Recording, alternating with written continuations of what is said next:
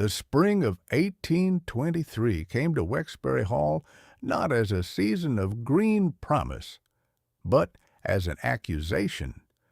It arrived in the slow drip from a cracked gutter that no one could afford to mend, in the pale shoots of weed that pushed up between the flagstones of the once proud entrance court, in the smell of damp plaster that had settled into every room like an unwelcome guest who would not be persuaded to leave.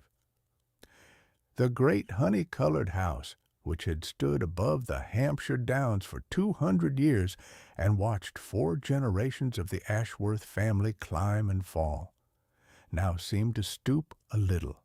The long spine of it bowed under its own debts at last.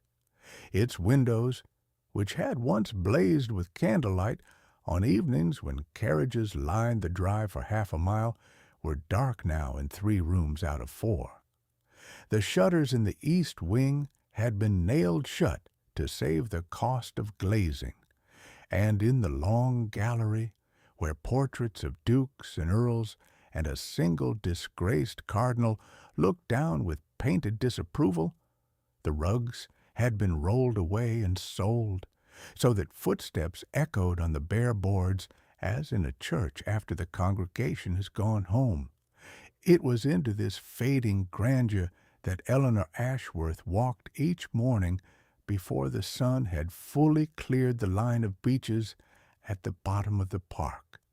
She was 24, and she wore the colors of survival, which is to say, gray, dove-gray, and slate, and the soft, worn charcoal of a gown that had been turned twice and let out once and would not survive a third remaking. Her hair was brown, the ordinary brown of a wren's wing, and she pinned it back without fuss because there was no time in her day to be spared for vanity. She was, as her aunt was fond of saying within her hearing, the practical one. It was not meant as a compliment, in the language of that household, where her cousin Marguerite was called the beautiful one, and her cousin Sophia the accomplished one. To be the practical one was to be the girl who counted the candles and argued with the butcher and knew to the shilling exactly how little stood between Wexbury Hall and the auctioneer's hammer. That spring the number was 40 pounds.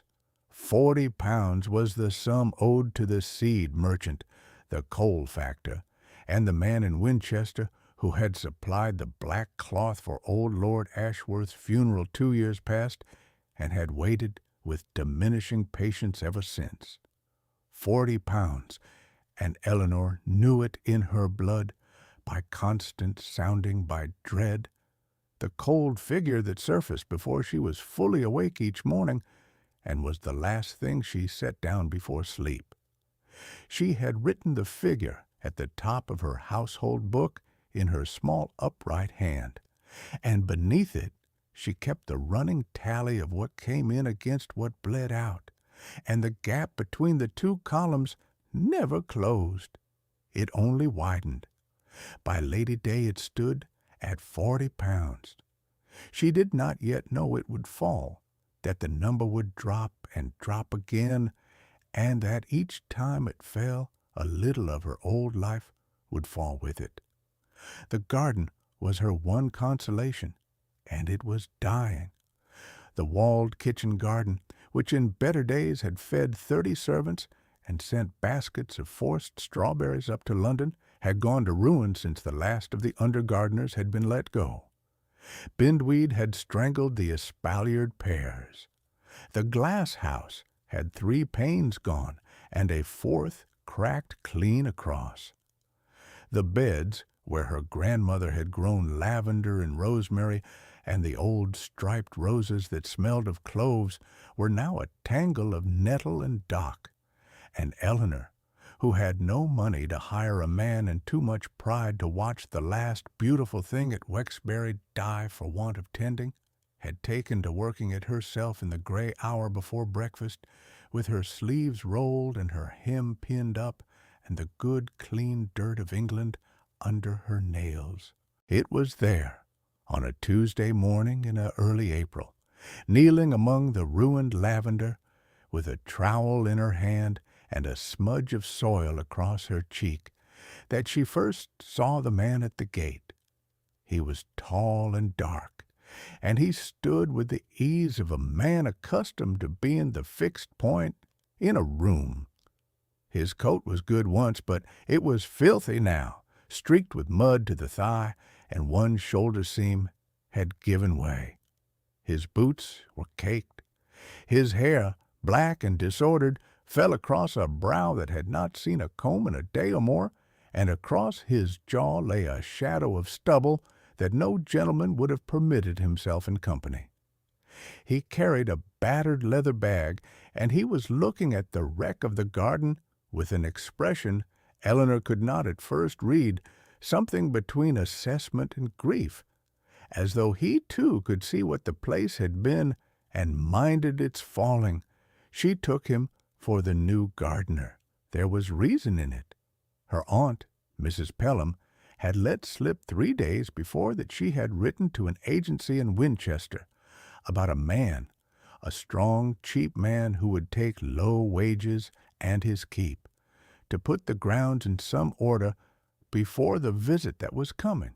The visit was the great event toward which the whole household had been bent for a fortnight.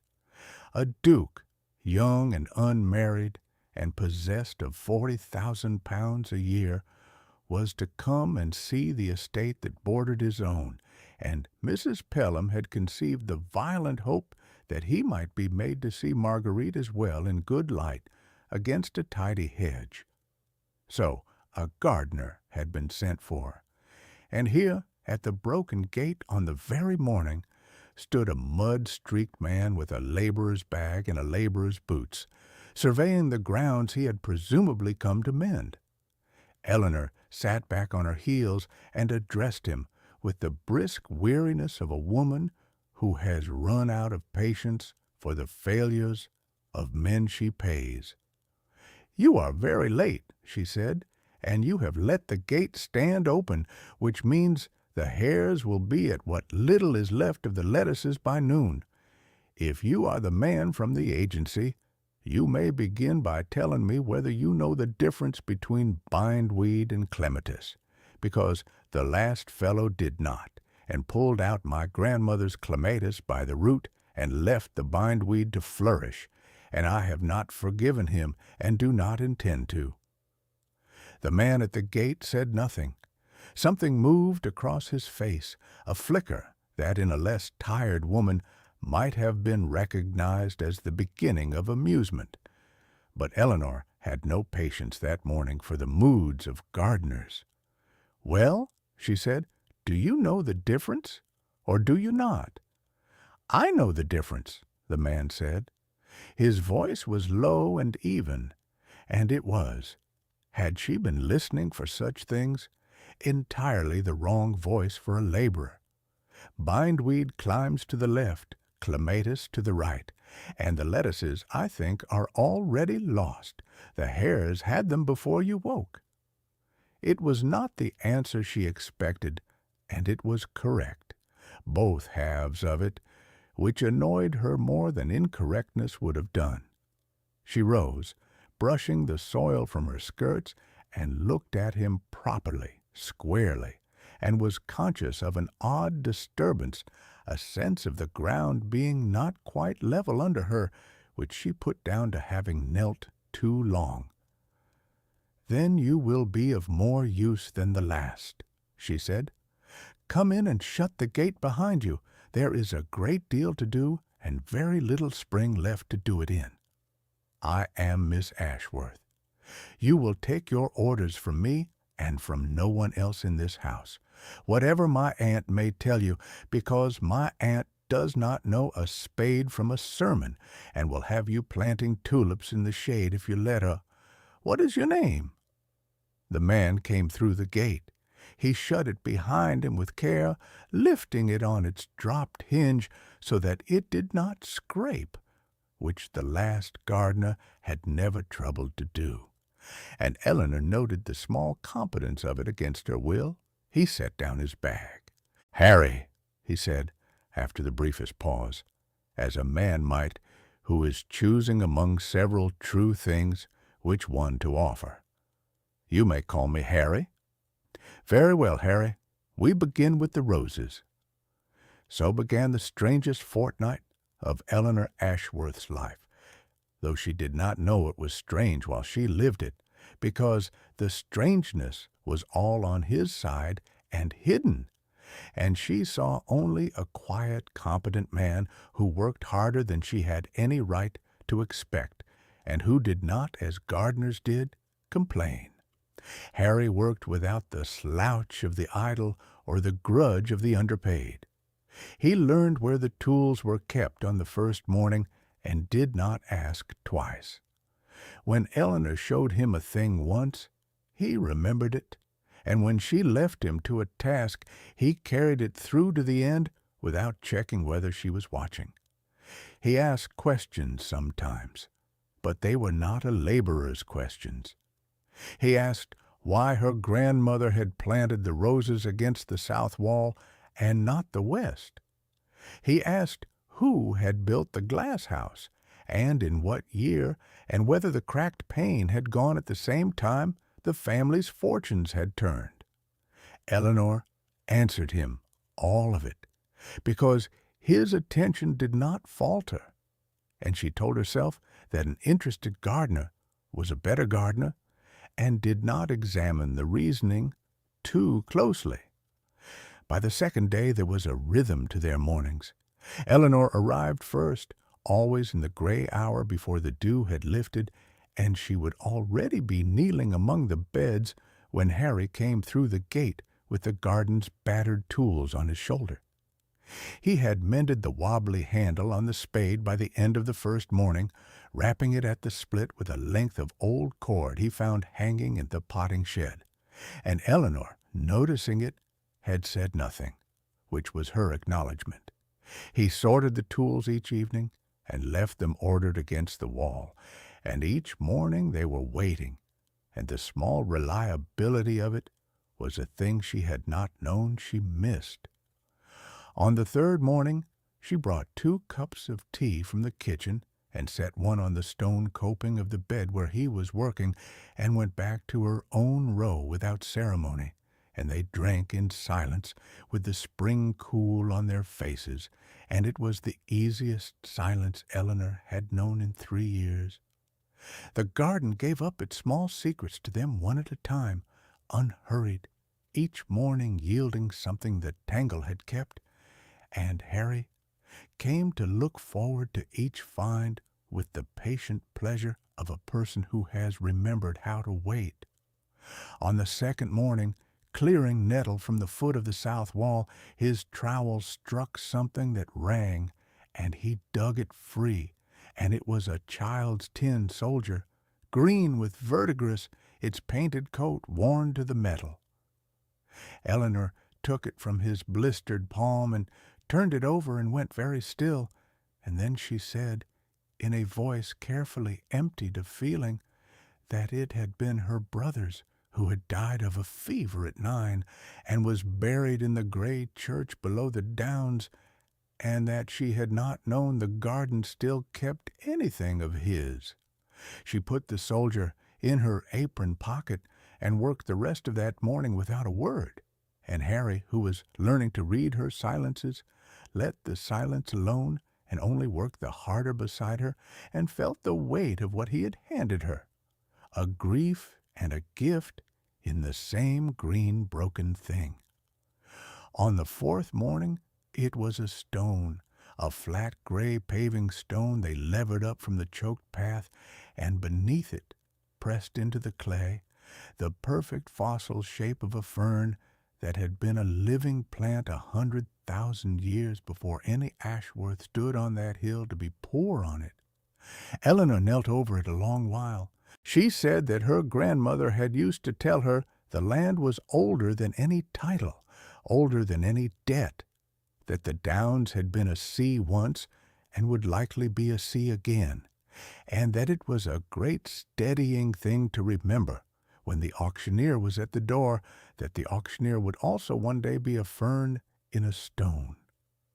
Harry laughed at that, really laughed, a sound that came up out of him without permission or precedent, and Eleanor looked at him with surprise, caught off guard by a laugh that low and free, that entirely without performance, and something passed between them over the fossil fern that neither of them named. And on the 6th morning, deepest of all, prizing open the rusted door of the broken glass house, they found a wooden seed box, swollen shut with damp, and inside it, wrapped in oiled paper that had nearly held a dozen twists of seed in her grandmother's small writing. The old striped roses, the clove-scented ones, the very plants that had bound them all season, saved and labeled against a year that never came. Eleanor held the little packets in her 2 hands with the steadiness of a woman holding a flame in a gale. She said her grandmother must have saved them in the last good autumn, meaning to sow them in a spring she did not live to see, and that here they had waited in the dark of the broken house all these failing years for a pair of hands fool enough to dig for them. And Harry said very quietly that they would sow them that very week, the 2 of them, in the bed by the south wall they had cleared together, and that he should like above all things to see what color came up. He did not say that he meant to be at Wexbury in the autumn to see it. He had not yet found the courage, but he meant it, and Eleanor, sowing her dead grandmother's roses beside a man she believed a laborer, was nearer to happiness than she had been since she was 16 and first saw the figures. The work was real and it was hard, and Harry discovered that his hands blistered and his back ached, and that there was a deep, strange satisfaction in it that no formal obligation had ever offered him. Eleanor worked beside him or near him all the long mornings. She did not chatter. She gave clear orders, and then she let him alone to carry them out. And when he did a thing well, she did not praise him, but she did not correct him either. And he learned to read her silence as a form of approval, and to want it. They cleared the bindweed from the pears. They cut back the dead wood from the old striped roses, and Eleanor showed him how to find the live bud below the dead cane and cut to it on the slant, and her hands on the secateurs were quick and sure and stained green at the knuckle, and Harry watched a poor gentlewoman's stained hands and forgot entirely the smooth, gloved hands of every drawing-room in England. She talked to him, by the 3rd day, without reserve. She told him about the 40 pounds, not as a confession, but as a plain fact of the ground beneath them, delivered with the same directness she used when the soil was clay, or the season late. She told him the house was failing, and that she had known it would fail since she was 16 and first saw the figures, and that she did not blame her dead uncle, who had been kind, only foolish, and that the difference between kindness and wisdom was a thing she had thought about a great deal while turning her gowns. She told him that her aunt meant to sell Marguerite to the visiting Duke like a heifer at Michaelmas, and that she pitied the Duke, whoever he was, because no man deserved to be married for his money by a woman who would despise him for having it. "And you?" said Harry the gardener, on his knees in the rose-bed, not looking up. "Would you not marry the Duke if he asked? 40,000 a year would mend a great many gutters." Eleanor laughed, a short, surprised sound that she did not often make. "I would not marry a man I had never met for the size of his rent roll, no. It would be a theft, would it not, to take a man's name and his houses and give him nothing true in return. And I have nothing to give a duke. I am the practical one, Harry. Dukes do not marry the practical one. They marry the beautiful one. It is in all the books." She snipped a dead cane and tossed it on the heap. Besides, I should make a very bad duchess. I should count the candles and frighten the housekeeper and tell the truth at dinner.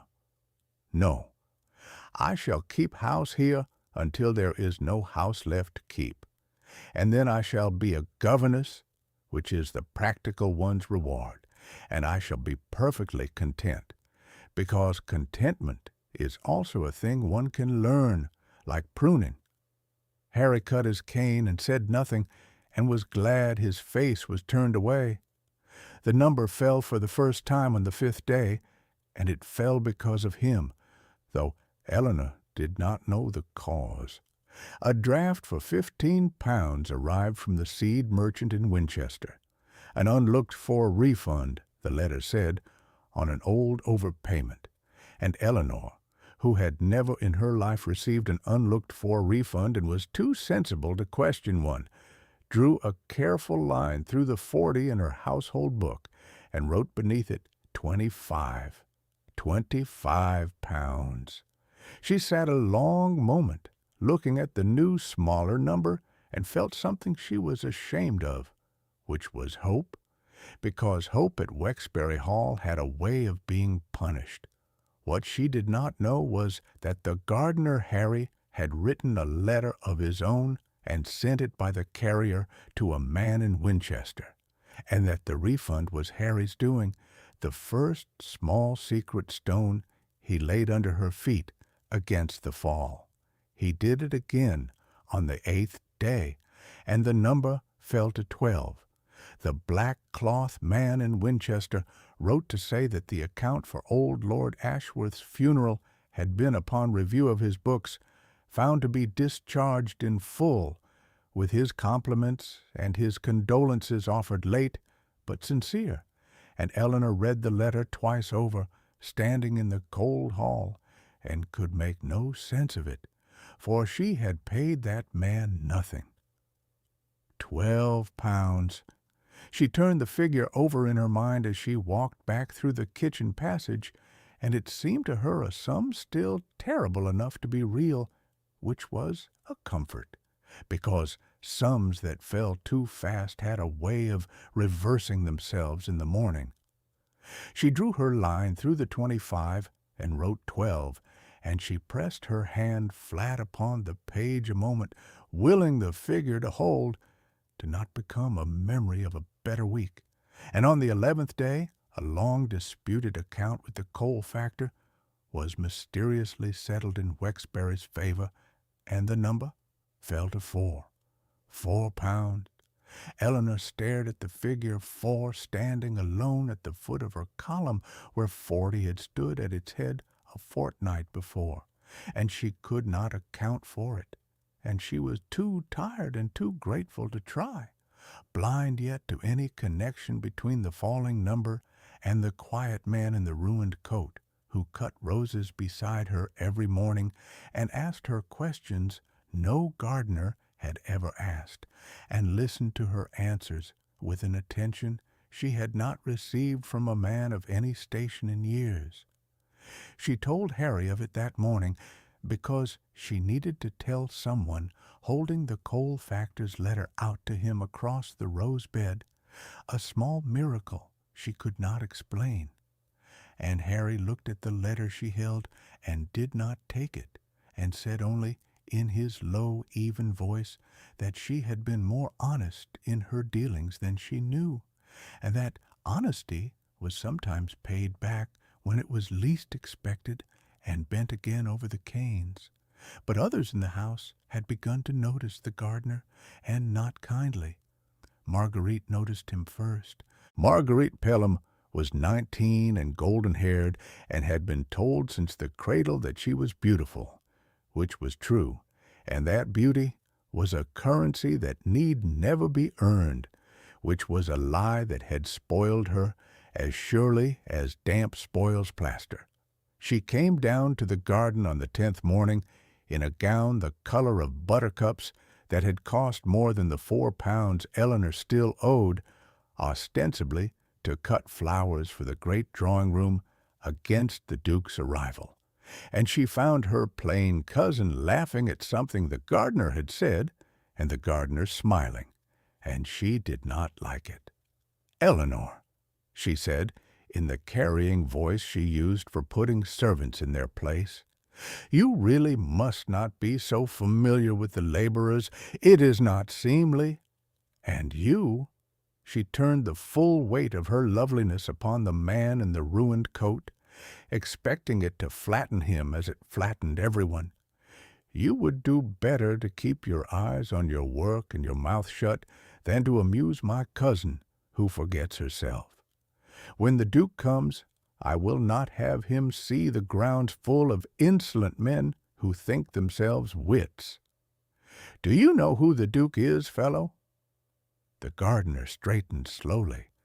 There was a stillness in him that Marguerite, who knew nothing of men except their susceptibility to her, mistook for the silence of the chastened.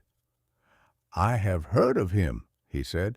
"Then you will know he is the greatest man in 3 counties," said Marguerite, "and that men like you do not so much as breathe in his direction without leave. He could turn you off this place with a word. He could have you flogged for impudence if he chose.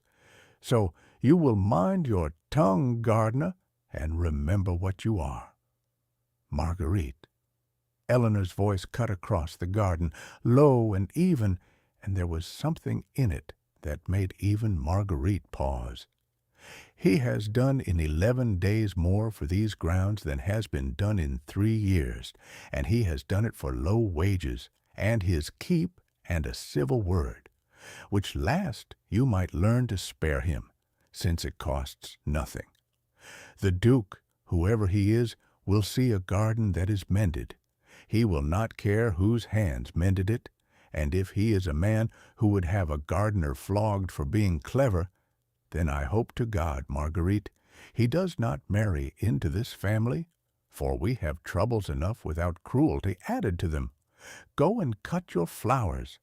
There are tulips by the south wall that you have not ruined yet." There was a silence in the ruined garden. Marguerite's face went first white and then red, and she opened her mouth and shut it, and turned in a swirl of buttercup silk, and went, and the slam of the garden gate behind her dislodged the iron latch, and the gate swung open again, the very thing Harry had been careful to prevent. Eleanor turned back to the roses. Her hands, she found, were not quite steady. The gardener was looking at her. He had not moved. "You should not have done that," he said quietly. "On my account, she will make you suffer for it." "She makes me suffer in any case," said Eleanor. "She may as well make me suffer for something I am glad of." She picked up the secateurs. "And I will not stand in my own grandmother's garden and watch a person be cruel to a man who has done nothing but good, duke or gardener or king of the Cannibal Isles. It is all one to me. Cruelty is cruelty. Now, we have lost the morning to that performance, and the south wall is not done." Harry knelt back down among the roses and bent his head over the canes and cut, and was silent, and the quiet that fell between them was not the silence of awkwardness, but of 2 people who have said everything that wanted saying, and who now require only the good work under their hands to make sense of the world. The day they ended came 2 mornings later, and it came as such things do, all at once, and from an unexpected quarter. He had meant to find the words himself. He had lain awake in the cramped room over the stable where the household had lodged him, listening to the rain, rehearsing the confession by which a man tells a woman he has not been what she believed him, and finding none of them good enough. He had meant to tell her that morning, in the garden, before the world arrived. But the world arrived early.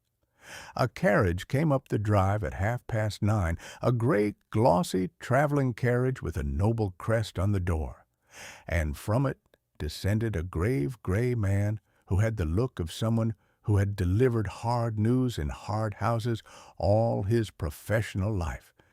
He carried himself with the certainty of a man who knows his master's face wherever it may be hidden.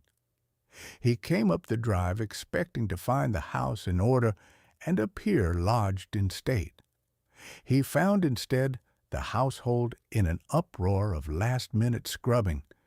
Mrs. Pelham red-faced and shouting at the under-housemaid, Marguerite in her best gown, 3 days too soon, and the person he had come to find nowhere to be seen. The man was shown into the hall. He stood upon the bare, echoing boards, looked about him at the rolled rugs and the dark windows, and asked, with the weary courtesy of a man who has done this before, whether his master had gone out to walk the grounds. "The Duke is not here," said Mrs. Pelham in a flutter. "We expect him Thursday. We are not ready." "Sir, you have come too soon. The rooms are not, that is to say, the blue room is not yet."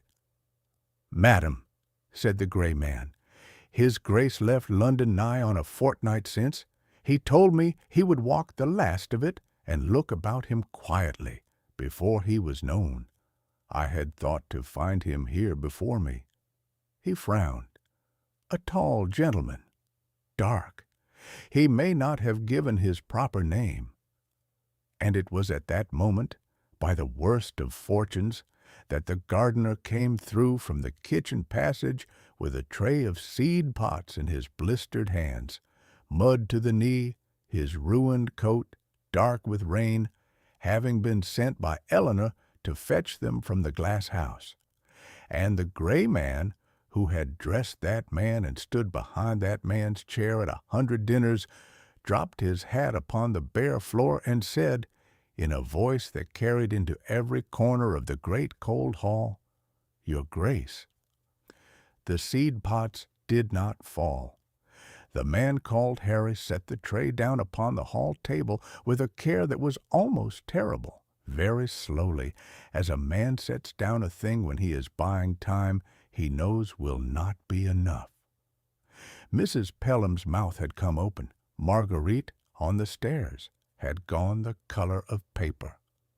And in the doorway from the garden, where she had followed to ask the gardener what kept him, stood Eleanor Ashworth, with the rain in her brown hair and a smudge of soil across her cheek, and she looked from the steward, who had bowed, to the mud-streaked man who had not denied it, and everything she had understood about the last 11 days dissolved and reformed in a single cold instant. The number in her household book that morning had stood at 4 pounds. It fell now to nothing, and so did the floor beneath her, because she saw all at once how the 4 had been bought, and what she was, and what she had said, and what she had let herself begin to feel for a man who had stood in her grandmother's garden and let her scold him and pity the Duke of Harleston to the Duke of Harleston's own face. She did not faint. The practical one does not faint.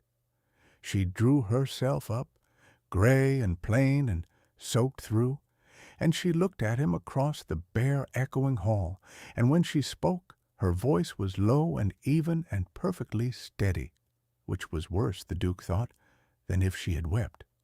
"I see," she said. "Your Grace will forgive me. I set you to weeding. I scolded you for the gate. I told you I believed that no man deserved to be married for his money by a woman who would despise him for having it." She paused. "I find I have been such a woman after all in my way, only the other side out. I despised you for being poor. It comes to the same insolence.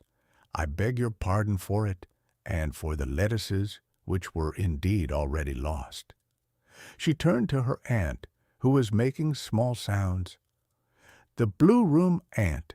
His Grace will want to change, and someone had better find Marguerite a chair."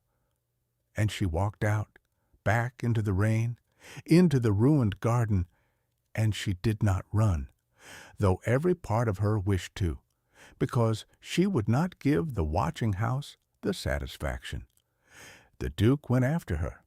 He left the steward bowing, and the aunt fluttering, and the rival paper-white on the stair, and he went out into the rain bareheaded in his ruined coat. And he found her at the foot of the garden by the broken glass house, standing very straight among the wreck of the old striped roses they had cut back together, with her arms wrapped about herself and her face turned away. "Eleanor," he said. It was the first time he had used her name. "You should not be here," she said without turning. "Your steward is waiting. Your fortune is waiting. My cousin, I am sure, has recovered the use of her tongue and is even now arranging herself prettily by the south wall, where the tulips are, that I bade her cut. You came to choose a wife, your grace. Go and choose. You will find the beautiful one quite undamaged. I have kept her so for you, all unknowing, like a fool keeping a present for the man who's robbing her. I did not come to choose Marguerite. Then you came to be amused, which is worse." Now she did turn, and there were no tears on her face, only the rain, and a clear anger that was the last dignity she had left. "Do you know what you have done? You have made me ridiculous. You stood in my grandmother's garden, and you let me tell you my whole heart, the 40 pounds, and the failing house, and the governess I shall become, all of it, every poor true thing, because I thought you a man who could not matter, a man it was safe to be honest with, because nothing I said could ever reach the Duke, and every word reached you. You let me pity you. You let me defend you to Marguerite and earn her hatred for a man who could have bought and sold this house and everyone in it with a morning's rent. You laid your secret coins under my feet to break my fall, and you let me thank a stranger for the mercy, and never once, your grace, in 11 days did you do me the single honor of the truth. So no, do not say my name. You have not earned the right to it. You have only earned the garden which is mended, and which you may keep with the rest of us when the bank takes the house. The Duke of Harleston stood in the rain and took it, every word, each one falling with the precision of the hail he had ridden through to come here, and there was no amusement in him now, none at all, but a complete and humbling recognition, because he had heard a great many people speak to him as a duke, and not one of them had ever told him the truth, and here was a woman, soaked to the skin and ruined in her own eyes, telling it to him whole, defending herself out loud and unafraid, and he grasped that this, exactly this, was the thing he had ridden out from London in a borrowed coat to find, and that he had found it, and that he was on the very point of losing it. "You are right," he said, "in all of it. I have no defense, and I will not insult you with one. I deceived you, and the deceit was a coward's, and the only thing I can say for myself is that I did not lie to be amused. I came among you because I am so tired, Eleanor, so bone-tired of being a sum of money that walks and bows, of being smiled at by women who would not cross a room to speak to me if I were poor, that I wished just once to be spoken to as a man. And you spoke to me as a man. You scolded me for the gate. You taught me to cut a rose. You told me the truth at the bottom of your purse, and you defended a gardener to your beautiful cousin and earned her spite for it, and you did not gloat, and you did not flatter, and never once, in all those mornings, did you look at me as though I were a pane of glass with 40,000 pounds painted on it.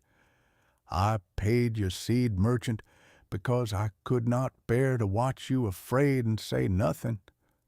That was not charity, Eleanor. A man does not settle a stranger's coal bill at midnight out of charity. That was the only language I had left, since I had taken the other from myself by my own folly. I did not deceive you to choose the beautiful one. I deceived myself out of the one true thing I have found in a year of glass and gold. And I am asking you now in the rain, with no name and no coat worth the keeping, the only honest thing I have ever asked anyone, not the Duke to the lady, the gardener to the practical one. Will you have a deceitful man who knows the difference between bindweed and clematis and nothing else worth knowing, and let him spend his life earning the right to say your name? Eleanor looked at him a long moment in the rain. That, she said at last, and her voice was not quite steady now either, is a great deal more honest than the gutters of this house have heard in 20 years.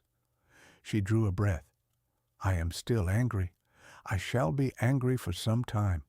You should know that I am not a woman who forgets a thing quickly, and that I shall make you earn it every day exactly as you say, and that I shall count your candles and frighten your housekeeper and tell the truth at your dinners, which you will hate. I should like nothing better. You say that now. I shall say it every day, said the Duke. That is the whole point. I decided I would marry you in my own mind the morning you scolded me for the gate, and I find I want to be scolded for the rest of my life. Marry me, and you may correct my roses and my politics and my morals in any order you please, and I will hear it gladly, because no one else in England will ever bother to tell me the truth, and I cannot now go back to the glass.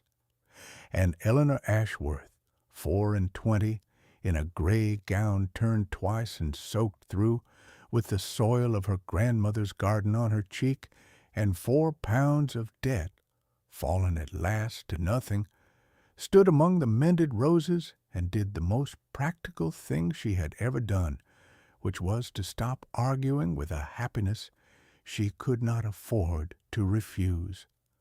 Then shut the gate, she said unsteadily, before the hares are at what is left of us, and Harry, or Julian, or whatever I am to call you when there is no one to overhear. You will tell me the truth from this day forward, all of it, however it shames you, because I have had enough deceit to last me a life. And the next coin you lay under my feet, you will lay in daylight with your name on it, where I can thank you to your face. I swear it, said the Duke of Harleston, and he shut the gate, lifting it carefully on its iron hinge, and the practical one watched him do it, and let herself, for the first time in 8 years, hope. What followed could not be hidden, and the Duke did not try to hide it. He sent his steward back for the carriage and the clothes and the lawyers, and he stayed at Wexbury in his ruined coat another 3 days, and he worked the south wall to its finish with his own blistered hands before he would consent to be dressed as a duke, because he said the garden was the last honest thing he had done, and he would see it through. And when at last he stood in the bare echoing hall of Wexbury, in the blue coat of his rank, with the Harleston seal on his finger, the household did not know him, and Mrs. Pelham, who had shouted at the gardener, went down very nearly to the floor in a curtsy, and Marguerite, who had threatened to have him flogged, could not lift her eyes from the bare boards at all. The Duke was courteous to them both. He was, in the end, a kind man under the weariness, and he took no revenge but the truth, which is the only revenge that lasts. He stood in the hall with Eleanor's hand on his arm, gray beside his blue, and he told the assembled household that he was to marry Miss Eleanor Ashworth, who had taken him for the gardener and scolded him for the open gate, and that he counted it the great good fortune of his life that she had, because she alone, in all the families that had courted him, had spoken to the man and not to the money. He said it plainly in front of the aunt and the cousins and the gaping servants, and he did not raise his voice. And he did not look once at Marguerite while he said it, which was a greater rebuke than looking would have been. And Eleanor, standing gray and plain and steady at his side, did not gloat either, though she might have. She only inclined her head to her aunt, and asked, in her practical way, whether the blue room was at last in order, since his grace would be wanting it. There was one dinner before the lawyers came, the last meal the family took together at the old long table in the dining room, with the good plate brought up from the cellar where it had been hidden from the bailiffs, and the candles lit, more candles than Eleanor had permitted herself to burn in 3 years, and the Duke at the head of the table in his blue coat. Marguerite, who could no longer pretend the matter had not been settled, found at last the courage to speak. "Your Grace must understand," she began, in the voice that had put servants in their place all her life, her chin high, though her hands were not quite steady on her fork, "that I could not have known, when I spoke to you in the garden, I mean. Had I known who you were, I should never have, that is, I should have shown you every courtesy any lady would.